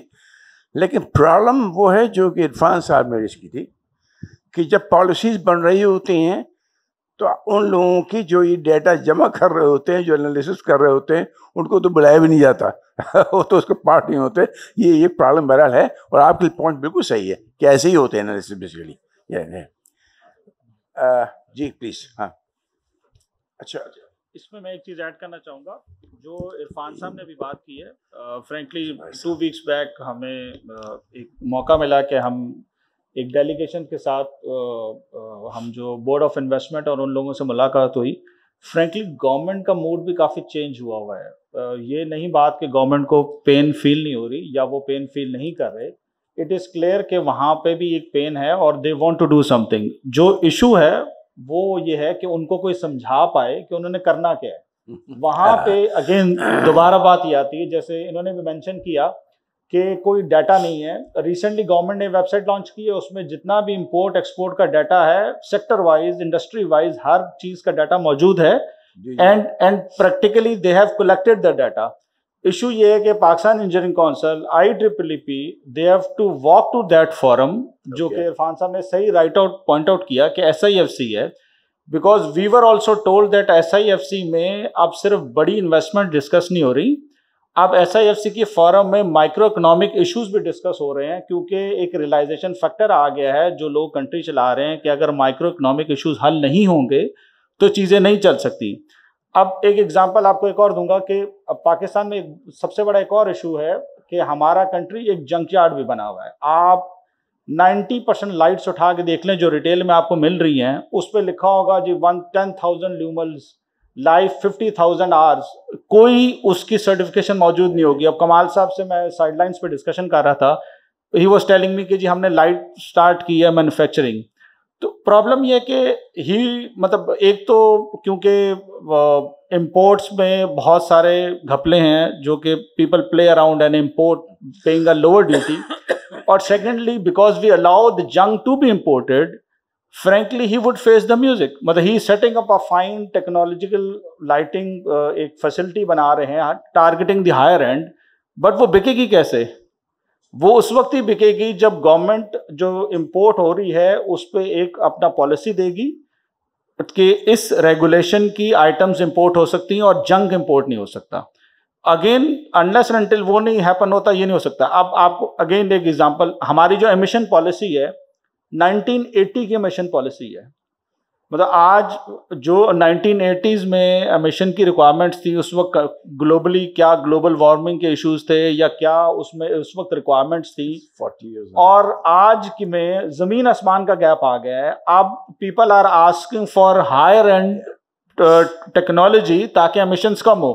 अब अगर हमारी पॉलिसी 1980 की होगी तो कोई भी सप्लायर आएगा वो 1980 के प्रोडक्ट जंक बेचेगा और निकल जाएगा। जो क्वालिटी प्रोडक्ट है वो बिकेगा नहीं। सिमिलरली सोलर, रूफटॉप सोलर आधे से ज्यादा का नेम प्लेट लगी हुई है 500 वाट, वो 300 वाट भी नहीं एग्जिस्ट करता, इंपोर्ट हो रहा है। पाकिस्तान में कितना सोलर इंपोर्ट हो रहा है? गवर्नमेंट एक पॉलिसी ला सकती है कि okay we will allow companies मतलब to, if they make a setup in Pakistan तो दे कैन सेल, उनको कोई बेनिफिट दे दे, टैक्स एग्जम्पशन दे दे फॉर 5 years 10 years। तो things have to move. Pakistan engineering council IEEE they have to play a role and they have to walk away. Last आपने जो बात की, मतलब मुझे भी 20 साल हो गए हैं, मतलब frankly there are people who don't want to leave the country. I know a lot of people in Siemens बैठे हुए हैं यहाँ पे, they have good opportunities every day, they are getting opportunities from Europe, Middle East, but they are not living the country. Again आज मैं एक job advertise करता हूँ, मुझे 150 to 200 सीवीज आती हैं जिसमें से 25 लोग रेलिवेंट होते हैं। मेरे लिए मुश्किल हो जाता है उनमें चूज करना, बिकॉज 5 या 6 लोग तो उसमें से ऐसे होते हैं जो डेयर नीडी होते हैं, मतलब they are the only bread earners. तो I think that gap won't hurt us. Frankly मैं फील करता हूँ that gap won't hurt us, क्योंकि हमारी आबादी बहुत ज्यादा है, इंजीनियरिंग इंस्टीट्यूट्स इतने ज्यादा हैं, तो अभी तो लोगों को जॉब नहीं मिल रही। आप बिल्कुल सही कह रहे हैं, बिल्कुल सही कह रहे हैं। एक साहब पीछे बैठे हुए हैं, ये हमारे यहाँ काम कर रहे हैं, नरेंद्र साहब हैं, ये IIBM के ग्रेजुएट हैं। He is the second positioner. He is working on एक हमने डेवलप किया है, उसमें बेसिकली एंटी करप्शन है, उस पे क्योंकि वो भी थोड़े इंजीनियरिंग से ताल्लुक है, उस पर बेचारे काम कर रहे हैं. He wanted to go for extra high voltage. He wanted to go for grid station, transmission lines. But for the one whole bloody year, besides he being a second positioner, he could not get the job. Now that is a pity. That is a pity. Yes, he's a brilliant student. We can see how he performs. But he does not get a job because there are no jobs. There are no jobs because there is no work, no projects. Therefore, there are no jobs. Asad साहब, जो आपने ये जो बात कही है, तो इन सब का जो सोल्यूशन जो है ना, मुझे समझ आता है, वो भी इसी लोकलाइजेशन के अंदर पिन्हा है. जब आप अपनी इंडस्ट्री को ग्रो करेंगे, तो जब ग्रो होगी तो जॉब क्रिएट होंगी. जॉब क्रिएट होंगी, ऑटोमेटिक हमारी जो सोसाइटी है उसका जो है ये जो इकोनॉमिक स्टेटस लेवल है वो बढ़ेगा. अनएम्प्लॉयमेंट ख़त्म होगी, ये जो स्ट्रीट क्राइम्स हैं ऑटोमेटिक रिड्यूस हो जाएंगे. कोई बंदा जो है वो ये क्राइम करते हुए मेरे ख्याल में कोई शायद ही कोई हैबिचुअल होगा, वरना मेजॉरिटी जो है वो उनको किसी ना किसी तरीके से इसके अंदर इन्वॉल्व कर दिया गया है, मजबूरी से या जैसे भी. तो इन सब का सोशल इम्पैक्ट भी है, इन सब का जो है वो इकोनॉमिकल इम्पैक्ट भी है, और अल्टीमेट जो है वो मुआशरे के अंदर जो हमने स्टेटस बार रेज करना है, इस सब का जो है सोल्यूशन वो इसी लोकलाइजेशन के अंदर पिना है. तो जब तक हम जो है ना इस फोरम को, इस चीज़ को जो है अपने अंदर बिल्ड नहीं करेंगे, तो मैं नहीं समझता कि जो है ना हम इन सारी चीज़ों को एड्रेस कर पाएंगे. तो मैं जो है वो जो सब शेयर सुनाए जा रहे हैं, तो मेरे जहन में एक आता है कि अगर हमने आज स्टेप ना उठाया तो कहते हैं कि तुम्हारा नाम भी ना होगा दास्तानों में. आज हमने जो है, जैसे हम बात कर रहे हैं, हमने 60 की बात की, हमने 83 की बात की, हमने एनडी के फ्लाम में भी 10, 15, 20 साल पुरानी बात की. जो हिस्ट्री जो है ये बहुत जालिम है. आज हम अपने आप को खुश कर लेंगे कि जब हमने कर दिया, ये कर दिया. आज से 10 साल बाद, 20 साल बाद, 50 साल बाद जो लोग आएंगे, इसी तरह आज बैठे होंगे, वो डिस्कस कर रहे होंगे कि इन्होंने 50 साल पहले ये करना था जो इन्होंने नहीं किया. जिसे हम आज हम बात करते हैं कि हमारा टोटल जो प्रॉब्लम अटका हुआ है, जहाँ से हमारी सारी प्रॉब्लम की जो जड़ शुरू हुई है, वो क्या पॉलिसी थी? एक नेशनलाइजेशन. थैंक यू अमजद साहब. इरफान साहब हटा रहे थे, इफ्तार साहब और इरफान साहब दोनों बोल रहे. You choose. जी, मैं एक सवाल हमेशा करता हूँ यूनिवर्सिटीज़ के जो वीसीज़ हैं उनसे किया है, ये बता दें कि पाकिस्तान की जितनी भी इंजीनियरिंग यूनिवर्सिटीज़ और कॉलेजेस हैं, उसमें जो भी लड़का दाखिल होता है वो इंजीनियर बन के क्यों निकलता है, फेल क्यों नहीं होता? हाँ, ये आपने कभी सोचा? नर्स में कोई फेल नहीं होता, सारे निकल जाते हैं बाद में. फेल होते होंगे लेकिन अल्टीमेटली इंजीनियर बनते ही हैं वो. और ये है कि जो इंजीनियर बन के निकलता है वो जॉब सीकर क्यों होता, वो एंटरप्रेन्योर क्यों नहीं होता? उस पे तो ये हमारी एजुकेशन में एक बहुत बड़ा मसला है. जब तक हम उसको रिजॉल्व नहीं करेंगे, सब ये गवर्नमेंट के जॉब्स ढूंढते रहेंगे और कुछ नहीं कर पाएंगे. एक्चुअली एक चीज मैं दूसरी अपने सालिस उस्मान साहब की एक बात को सही करना चाहता हूँ. सही नहीं करना चाहता, सपोर्ट देना चाहता हूँ कि मीडियम वोल्टेज स्विच गियर की स्पेसिफिकेशंस भी एनटीडीसी बनाती, डिस्कोस नहीं बनाती. एनटीडीसी का कोई ताल्लुक नहीं है उससे, वो बनाती है. लेकिन हमें इस वक्त मैं एक चीज़ को अप्रिशिएट करता हूँ, वो भी सालिस उस्मान साहब ने लीड किया उस टीम को जिसने IGCEP बनाया, indicative generation capacity expansion plan. पहली दफ़ा पाकिस्तान में विदाउट फॉरेन कंसल्टेंट्स इनकी टीम ने बनाया, और जो अब बेसिस है हमारी सारी प्रोजेक्शंस का कि आइंदा एनर्जी हमें कितनी रिक्वायर होगी और हम कितनी इंस्टॉल कर पाएंगे लो कॉस्ट बेसिस पे. उसी को SIFC ने भी रेफ़र किया है अपनी एनर्जी प्रोजेक्शंस के लिए, और अगले 8 साल में SIFC ने कहा है कि हम 2 गीगावाट से 6 गीगावाट विंड पावर प्रोजेक्ट्स लगाएंगे, और 1 गीगावाट अभी जो हमारी कैपेसिटी है सोलर की इंस्टॉल्ड, उससे हम 11 गीगावाट मज़ीद ऐड करेंगे 8 साल में। ये और बात है कि पिछले 15 साल में हमने 2 गीगावाट विंड और 1 गीगावाट से कम सोलर लगाया है, लेकिन हमारा सोलर पोटेंशियल 2900 गीगावाट्स है जी। SIFC का ब्रोशर देख लें, विंड पोटेंशियल 340 गीगावाट्स है। इसको आप इस तरह कंपेयर करें कि हमारी टोटल इंस्टॉल्ड कैपेसिटी जो है वो 40 गीगावाट, लेकिन पोटेंशियल इतना है। इस पोटेंशियल की यूटिलाइज करना है, वो सिर्फ उस वक्त हो सकता है जब मेक इन पाकिस्तान हो। Yes, true. उसके बगैर नहीं होगा। ठीक बिल्कुल है, सही और कह रहे हैं। उसके लिए मैं आपको बताता हूँ, आज मेरी ये 15-20 साल की रिसर्च है, मैं काम करता रहा हूँ इस पर। विंड प्रोजेक्ट्स जो हैं 100% लोकली बन सकते हैं, सोलर भी कर सकते हैं अगर हम सोलर सेल्स मैन्युफैक्चर करें 100%। थोड़ा सा एक इशू है जनरेटर और नेसल का जो इक्विपमेंट है, गियर बॉक्स, हम तो गियर बॉक्स के बगैर ही जाएंगे इन द एंड, क्योंकि आजकल गियर बॉक्स लगता ही नहीं है। ब्लेड्स जो हैं डायरेक्टली जनरेटर को चलाएंगे, तो ब्लेड्स मैन्युफैक्चरिंग के अलावा सब कुछ लोकल हो सकता है और बहुत सस्ता हो सकता है, PKR में हो सकता है, और कल नहीं आज हो सकता है। अब इसके बाद मिल लीजिएगा मुझसे अब।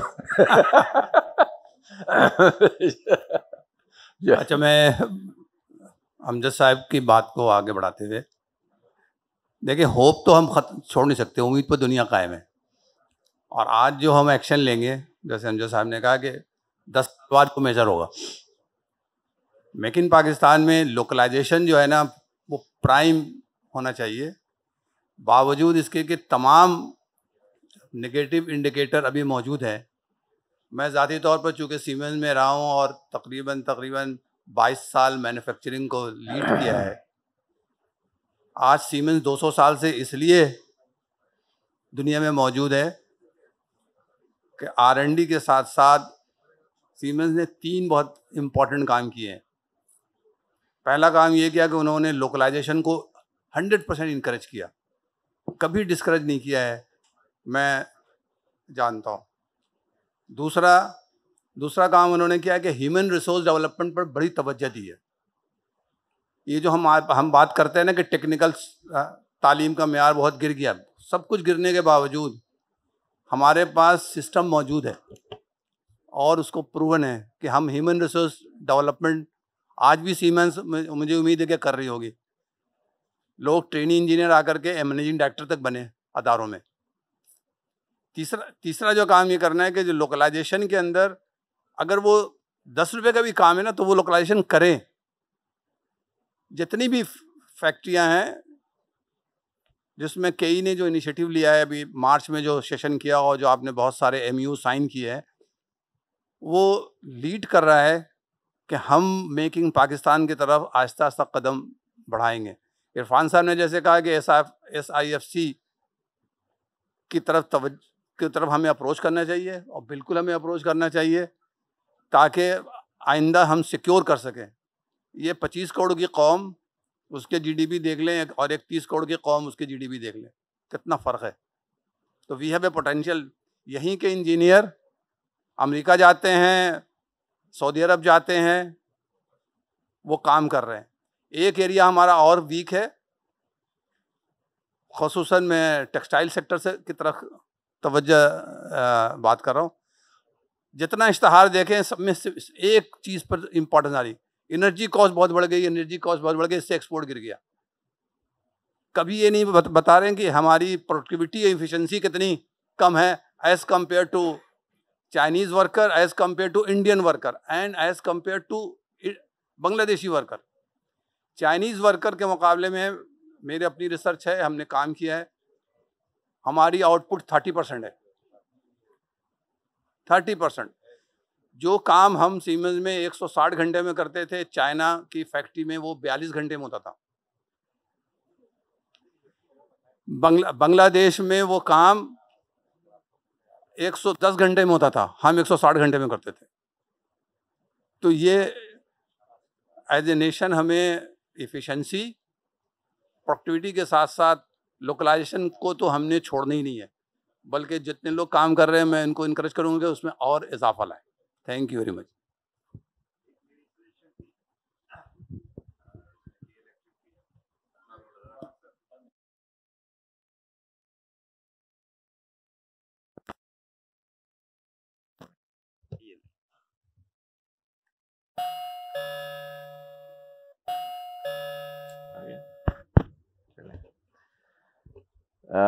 मेरी एक सजेशन थी कि जो बड़े बड़े कंज्यूमर्स हैं केई समेत, वो अपने यहाँ एक डिस्प्ले कॉम्प्लेक्स बनाएं। यानी जितनी भी प्रोडक्ट्स वो बल्क में इस्तेमाल करते हैं, क्वांटिटी में इस्तेमाल करते हैं, वो सारी प्रोडक्ट वहाँ डिस्प्ले पे रखें। उसके साथ उसकी लाइब्रेरी हो और कुछ अपने एक्सपर्ट्स उसको हफ्ते में एक दिन वहाँ मेक श्योर कि वह अवेलेबल हों, और वहाँ पे यूनिवर्सिटीज़ के स्टूडेंट्स उस कॉम्प्लेक्स में रेगुलर विजिट करें, अपॉइंटमेंट्स लेके कि भाई इस यूनिवर्सिटी को ये दिन दें, इस यूनिवर्सिटी। वो स्टूडेंट्स वो प्रोडक्ट्स देखेंगे। आप यकीन करें कि स्टूडेंट जो यूनिवर्सिटी से पता जो निकलता है ना, उसने वो चीज़ें कभी ज़िंदगी में देखी नहीं होती, उसको आइडिया ही नहीं होता कि वहाँ क्या क्या चीज़ें इस्तेमाल होती हैं और मुझे फील्ड में क्या चीज़ें।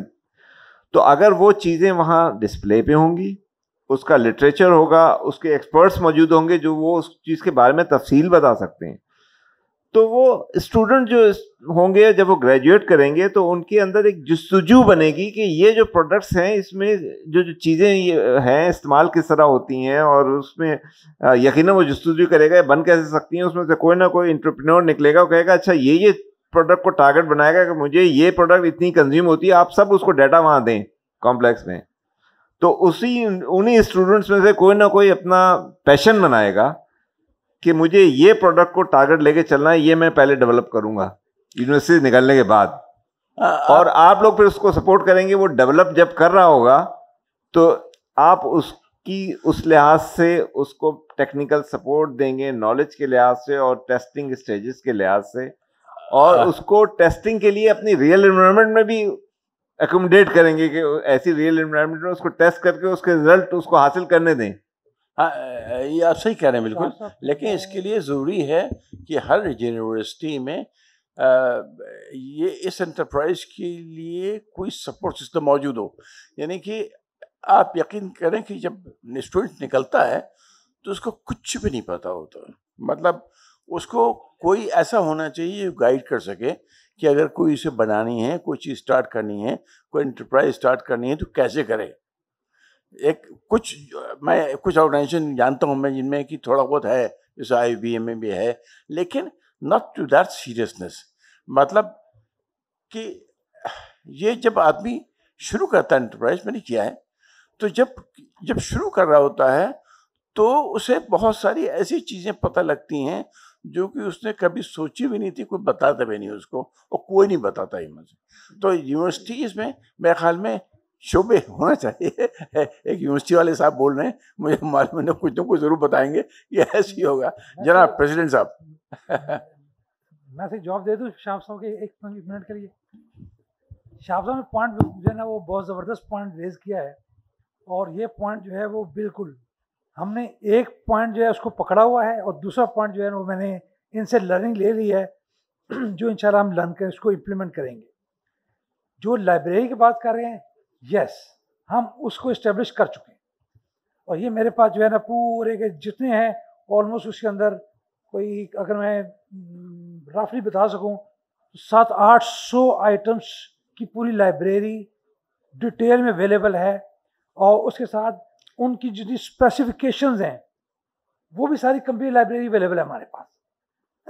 मेरे इसलिए जो ना ये काम करने के लिए मेरे पास जो हमारे एक्सपर्ट इंजीनियरिंग ब्रांच की जो हमारी भी ब्रांच है, वहाँ सारे एक्सपर्ट इंजीनियर्स अवेलेबल हैं जिन्होंने वो सारी स्पेसिफिकेशन अपने हाथ से बनाई हुई हैं।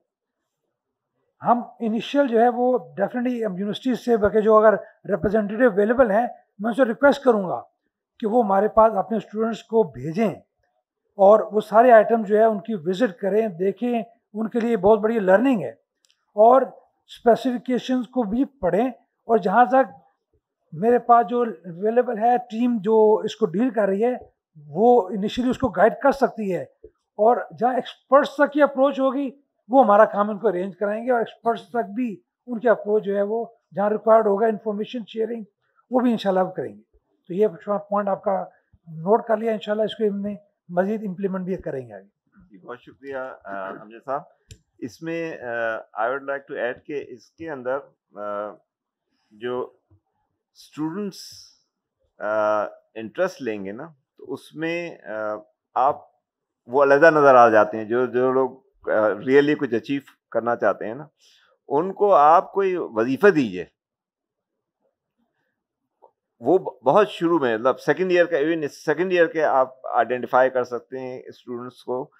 उस क्योंकि मैं टीचिंग में रहा हूँ एनईडी यूनिवर्सिटी में, मुझे पता होता है कि सेकंड ईयर थर्ड ईयर के लड़के में नज़र आ जाता है पोटेंशियल के कौन एज ए एंटरप्रेन्योर ग्रो हो सकता है, ग्रूम हो सकता है। तो आपके यहाँ इस तरह के एक्सपर्ट्स लोग होना चाहिए जो इस तरह की मेंटोरिंग कर सकें, क्योंकि यूनिवर्सिटी के प्रोफेसर्स के पास वो नॉलेज और एक्सपीरियंस थ्योरेटिकल तो होता है, प्रैक्टिकल विजन उस तरह का नहीं होता जो मार्केट ट्रेंड उस वक्त प्रिवेल कर रहा होता है। जो मार्केट कंडीशन जो प्रिवेल कर रही होती है ना, वो मार्केट का ही आदमी बता सकता है।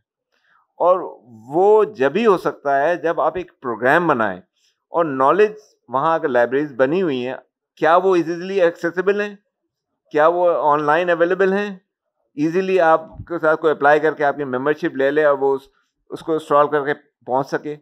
क्या तमाम स्टूडेंट्स को आप इस तरह की मेंबरशिप दे सकते हैं कि वो रात के 3 बजे भी अपने घर से उसको एक्सेस करके पढ़ सके, कोई चीज़ उसको क्लैरिफाई करना है। तो इंफॉर्मेशन या नॉलेज एक लाइब्रेरी में होना एक और बात है, उसको यूज़फुल होना एक दूसरी बात है। तो उसको यूज़फुल बनाने के लिए भी उसके लिए बहुत सोच विचार और उसको वेल थॉट सिस्टम के तहत चलना चाहिए ताकि वो उसको सही तौर पे इस्तेमाल हो सके। प्लीज आफ्ताब साहब। जी जनाब। जी अस्सलाम वालेकुम। मैं खड़ा इसलिए हो गया कि मैं जाहिर करना चाहता हूँ कि मैं बूढ़ा नहीं हूँ। My name is Suhail Aftab Qureshi और मैं यूटी में को 41 ईयर्स एकेडमिया में रहा और साथ उसके IEEE में भी मेरा रोल है, पाकिस्तान इंजीनियरिंग काउंसिल में भी मेरा रोल है।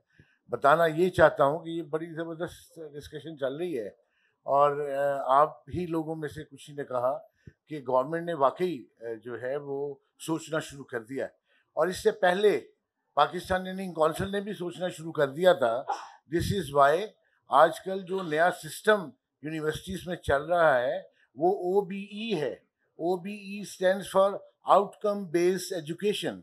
इसमें हमने ये किया कि वो लथार्जिक बुक्स, लथार्जिक जो सब्जेक्ट्स हैं, उनके कंटेंट्स हैं, उनको हमने रिवाइज करवाना शुरू कर दिया और उसमें इंडस्ट्रियल एडवाइजरी बोर्ड की मैंडेटरी इनपुट दे दी कि एक एडवाइजरी बोर्ड होता है जिसमें जो है इंडस्ट्री के लोग इन्वॉल्व होते हैं।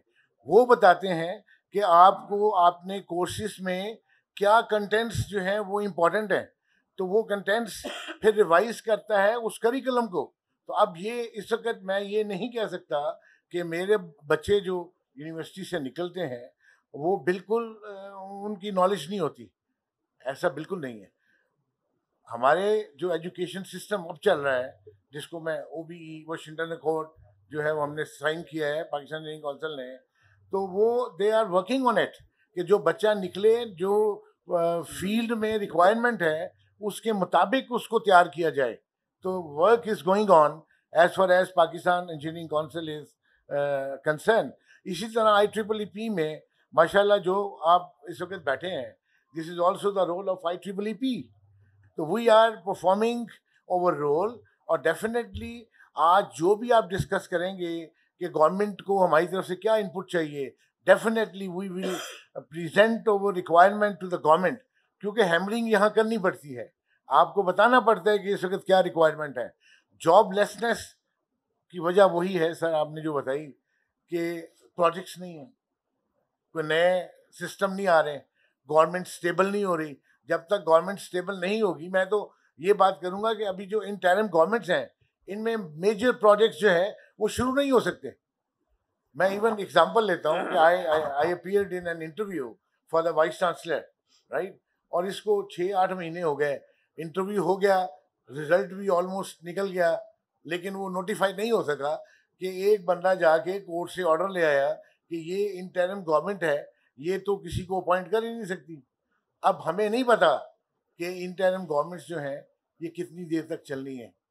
जब तक चलनी है तब तक नए प्रोजेक्ट्स का मार्केट में आना बहुत मुश्किल है, और ये अनएम्प्लॉयमेंट बढ़ेगी, कम नहीं होगी। और एक ऊपर से जुल्म जो हो रहा है, पेट्रोल की कीमतों में इजाफा, बिजली की कीमतों में इजाफा, बड़ा अनएम्प्लॉयमेंट डिस्प्यूटेड पॉइंट खड़ा कर रहे हैं। वो जो अभी बात हो रही थी कि सड़कों में क्राइम्स जो रेट है वो कम हो रहा है उनके ख्याल में, लेकिन आई टेल यू, अगर बिजली के रेट इस तरह ही बढ़ते रहे, पेट्रोल के रेट इस तरह ही बढ़ते रहे, तो क्राइम रेट भी इंशाल्लाह इस तरह ही बढ़ेगा। जी जी, ये गवर्नमेंट के सोचने की बातें हैं। आई इंशाल्लाह मैंने इसलिए कहा कि हर काम में हम इंशाल्लाह कहते हैं कि ये गवर्नमेंट को एहसास दिलाने के लिए ये कुछ करें यार, नहीं तो हालात बहुत खराब हैं। Thank you so much. Thank you so much. Now I would like to welcome Chairman Abad, Mr. Asif Samsum. He has just joined. और मैं क्योंकि जो इस्तेमाल है जो हमारे यहाँ प्रोडक्ट्स का, उसका आबाद से बड़ा कंज्यूमर कोई नहीं है। मतलब जितने कंस्ट्रक्शन होती है उससे पता नहीं कितनी चीज़ें बनती हैं, और उसकी वजह से बहुत सारे स्विच लगते हैं, बहुत सारी ट्रांसमिशन लाइन्स बिजती हैं, एंड सो ऑन। तो I would like to welcome mister Asif Samsam. मेरे हम नाम भी हैं ये, तो इससे तो अब मैं इनसे रिक्वेस्ट करूँगा कि इन्हें टॉपिक मालूम है, this is we have been discussing it to very long length. I would like your comments on it please. पहले आप सबका शुक्रिया, और मैं शुक्रिया अदा करूंगा आपको कि आपने आबाद को इनवाइट किया। और मैं एज ए चेयरमैन आबाद हमेशा एक बात हमने इंश्योर की है कि अलाइड इंडस्ट्री के साथ हम हमेशा खड़े हैं और हमेशा सपोर्ट करते हैं, हमेशा सपोर्ट करेंगे आपको हम। और साथ ही मैं माजरत चाहता हूँ मैं कि चूँकि अभी मुझे आप लोगों के नाम नहीं पता है, आप हमारे मौजूद आप लोग इस टॉक के आप लोग जो सारा हिस्सा है, तो आप मैं अभी थोड़ा सा आपका ये बात सुनी, इनकी भी अभी थोड़ी सी सुनी, तो मैं इससे थोड़ा सा आइडिया लेके मैं बात कर सकता हूँ कि एक तो आपने मुझे ये कहा कि made in Pakistan, make in Pakistan, तो हम मिसाल हैं इसकी, हम मेड इन पाकिस्तान है और मेक इन पाकिस्तान है। हमारा सारा प्रोजेक्ट जो हम यहाँ पे सारी चीज़ें डिज़ाइन करते हैं, सब चीज़ें जो इसके अलावा कि कोई जो हमारा जो मटेरियल जो हम यूज़ करते हैं वो आउटसोर्स होता है, वो उनको जो है वो हमारे पास चॉइस नहीं है। अगर make in Pakistan, made in Pakistan, ये आपकी जिम्मेदारी है उस प्रोडक्ट को इस पोजीशन पे लेके आना। लेकिन अगर आप मुझे नहीं देंगे मेड इन पाकिस्तान, तो मेरी मजबूरी है कि मुझे उसको जो है इम्पोर्ट बेस जाना। असल में आसिफ साहब, असल में एक यहाँ पॉइंट ये हो रहा है कि जब तक हम अपनी लोकल प्रोड्यूस्ड गुड्स को खुद इस्तेमाल नहीं करेंगे तब तक डेवलपमेंट नहीं होगा। प्रॉब्लम जो फेस कर रहा है यहाँ मैन्युफैक्चरर ये है कि उसको compete करना पड़ता है इंटरनेशनल गुड्स से, और अगर उसको प्रेफर नहीं किया जाएगा तो he won't be sale. Sir हाँ, आपसे सपोर्ट ही चाहते हैं कि आप जब भी सिलेक्शन हो तो आप चूज पहले लोकल करें, अगर नहीं हो सके तो ठीक है, फिर बात चली जाए। मैं आपको यकीन दिलाता हूँ कि हमारे सारे मेंबर 100% ये कोशिश करते हैं कि मेड इन पाकिस्तान पे जाएं। इसकी दो वजूहत हैं। एक वजह तो ये थी कि चलें, हमारी ख्वाहिश है कि हम पाकिस्तानी प्रोडक्ट को जो है हम उसको जो है प्रमोट करें या उसको हम कंज्यूम करें। आज जो सूरत हाल है ना, ये हमारी अगर कोई हम में से ना भी चाहे तो मजबूरी बन गई है, क्योंकि जो डॉलर का रेट है वो आपको पता है कि C&F पे ड्यूटी है पाकिस्तान में। यानी अगर जब डॉलर 150 रुपये का था तो अगर उस पर 100 रुपये ड्यूटी लगा करती थी तो 250 रुपये पे वो 180 रुपये के करीब हमको ड्यूटी भी पेड करनी पड़ती है। तो हम क्यों चाहेंगे कि एक मेरी लोकल प्रोडक्ट, अब मैं टाइल की बात कर लेता हूँ, ये एग्जांपल मैं आपको इसलिए दे रहा हूँ कि मुझे आपकी फील्ड में मैंने ये देखा है कि बहुत कम ऐसी इलेक्ट्रॉनिक की जब भी मैं बात करता हूँ तो बहुत कम प्रोडक्ट ऐसी हैं हमारे प्रोजेक्ट में यूज़ होती हों जो लोकली मैन्युफैक्चर्ड हो, सिवाय केबल के, मैं पाकिस्तान केबल की बात कर लूँ या और इस सारे केबल्स बहुत अच्छे हैं। एग्जैक्टली इस कैटेगरी की जो भी चीज़ें हैं वो पाकिस्तानी मुझे मिल जाती हैं, उसके लिए मुझे इंपोर्ट पे नहीं जाना पड़ता। लेकिन जहाँ उस सिस्टम की या बस बार की हम बात करते हैं तो उसमें सिवाय उसके कि जो उसका स्ट्रक्चर है वो पाकिस्तान मेक होता है या पाकिस्तान मेड इन पाकिस्तान होता है, उसके अलावा सारे उसके जो ब्रेकर्स वगैरह हैं वो उसमें आप खुद ही विटनेस है, आप अपने घरों में विटनेस है सारे। ये तो आम सी बात है, आप अपने घरों में जो ब्रेकर है उसको जाके पढ़ें तो उसमें मेड इन पाकिस्तान बहुत कम लिखा हुआ मिलेगा। तो हम आपको हमेशा मतलब देखें, ये आप प्रोड्यूस करें, हमारा ये वादा है कि हम आबाद की सतह पे हमारे इस पाकिस्तान में कंस्ट्रक्शन इंडस्ट्री की में जब तक हम हैं या हमारे बाद आने वाली टीम भी होगी, ये जिम्मेदारी लेती है कि हम मेड इन पाकिस्तान और मेक इन पाकिस्तान पे जाना चाहते हैं। इसलिए कि कॉस्ट ऑफ कंस्ट्रक्शन को चूँकि 3 टाइम प्लस हो गई है 1.5-2 साल के अंदर, तो उसको रिड्यूस हम कर ही नहीं सकते जब तक हम मेड इन पाकिस्तान पे नहीं आएंगे। और क्यों नहीं, ये इंजीनियरिंग सेक्टर देखें इतना वैल्यू एडिड सेक्टर है कि अगर इसमें हम मेड इन पाकिस्तान पे नहीं जाएंगे या अगर हम इसको मीट नहीं कर सकते तो ये जो हाल है, तो कितनी कॉटन की बेलें एक्सपोर्ट करके पैसे कमाएंगे हम, कितना कपड़ा एक्सपोर्ट करके पैसे कमाएंगे। ये वो आइटम है। सॉफ्टवेयर वालों से हम बात करते हैं, जब भी आईटी की बात होती है हम उनको भी यही कहते हैं कि आप इंपोर्ट के बजाय एक्सपोर्ट पे जाएं।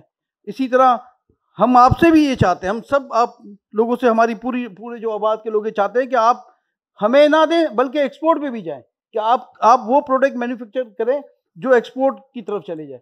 तो हम यकीन दिलाते हैं सर कि हम अगर लोकली क्वालिटी प्रोडक्ट, क्योंकि हमारी मजबूरी है क्वालिटी प्रोडक्ट अगर लोकली आप हमारे हमें अगर प्रेजेंट करेंगे या हमें आप उसकी तरफ हमें गाइड करेंगे तो हम इंशाल्लाह ताला, हमारी पहली प्रेफरेंस लोकली मैन्युफैक्चरिंग है और हम लोकली मैन्युफैक्चरिंग प्रोडक्ट पे ही जाएंगे। बहुत शुक्रिया, थैंक यू सो मच।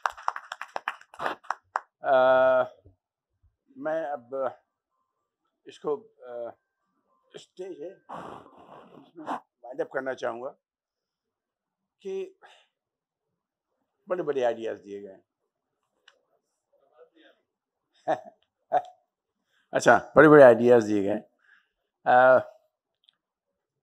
सब बहुत ही लर्नेड लोग थे जिन्होंने बताया और बड़े वैलिड हैं, लेकिन सब एक छोटे सी कुछ ही पॉइंट्स पे आके मेल्टडाउन होते हैं बेसिकली, कि हम मैन्युफैक्चरर यहाँ का तब प्रमोट होगा जबकि उसको मैन्युफैक्चरिंग की फैसिलिटेशन होगी, और वो मैन्युफैक्चरिंग फैसिलिटेशन में उसका सर्टिफिकेशन भी शामिल है, सर्टिफिकेशन के लिए माकूल लैब भी शामिल है। Unless we have sufficient lab जो कि सर्टिफाई कर सकें, हम उसके सर्टिफिकेशन और इन सब की कॉस्ट बहुत ज़्यादा हो जाती है, जो कि शायद मैन्युफैक्चर शुरू में जो स्टार्ट कर रहा है उसके लिए अच्छी खासी प्रॉब्लम होती है। दूसरा ये किया जा रहा था कि पीसी को इंटरवीन करना चाहिए, ये जो गवर्नमेंट की पॉलिसीज़ बनती हैं उस सिलसिले में, क्योंकि अगर देखिए दुनिया में हर जगह ऐसा हुआ है कि इंडस्ट्री डेवलप तब की है जबकि उसको सपोर्ट किया गया है। इंडिया ने पता नहीं कब तक बाहर से कोई कार इंपोर्ट नहीं की, वो उनके बड़े बड़े मिनिस्टर एम्बेसडर घूमते रहे। हम लोगों ने इस ज़माने में बिल्कुल बैन लगा दिया था, कोई चीज़ इंपोर्ट नहीं होती थी। उसी ज़माने में मेगामेंट डेवलपमेंट्स हुए, जैसे ही बाहर से चीज़ें आना शुरू हो गई हमारी मैन्युफैक्चरिंग एक बार की स्लो डाउन हो गई। और अब हमें इस वक्त इस हालत ये है कि जब भी कोई मैन्युफैक्चर नई चीज़ स्टार्ट करता है उसको डायरेक्टली चाइना से जो इम्पोर्ट्स हो रही हैं उससे कम्पीट करना पड़ता है, विच इज़ नॉट ईजी, क्योंकि वो बल्क में प्रोड्यूस कर रहे होते हैं, हम उनसे कम्पीट नहीं कर पाते। तो हमें कोई ना कोई गवर्नमेंट का सपोर्ट चाहिए, या टैक्स के केस में या कस्टम्स में किसी में ज़रूर चाहिए। फिर और बहुत सारी चीज़ें इसी उस पर डेवलप हुई हैं जो कि हम एक मुरासले के तौर पे भेज भी सकते हैं, लेकिन उसका ख़ास फ़ायदा नहीं होता। जैसे कि इरफान साहब ने कहा कि ऐसी बातें करने को फ़ायदा नहीं, सीधे भेज दे सी में भेजे तो इसका हल हो जाएगा। Anyway, we have tried to अभी जो उससे जो लोग इन्फ्लुएंस निकालें, जो सपोर्ट ले सकें, वो करें। क्योंकि बहरहाल इस वक्त बग़ैर इंपोर्ट किए हुए, बग़ैर हमें इस काबिल बने हुए कि बग़ैर हमें प्रोड्यूस किए हुए, जब तक हम ऐसा नहीं करेंगे कि हम इंपोर्ट करके वैल्यू ऐड करें या हम खुद ही यहाँ सारी इंडिजिनस चीज़ें बनाएं और एक्सपोर्ट करें, एक्सपोर्ट नहीं भी करें, हम उसको इस्तेमाल करें, जब तक ये नहीं करेंगे ये डॉलर की वैल्यू ऐसी ऊपर जाती रहेगी और हम उसको कंट्रोल नहीं कर पाएंगे। अल्टीमेटली हम इस काबिल भी नहीं होंगे कि रॉ मटेरियल भी इंपोर्ट कर सकें। So thank you very much.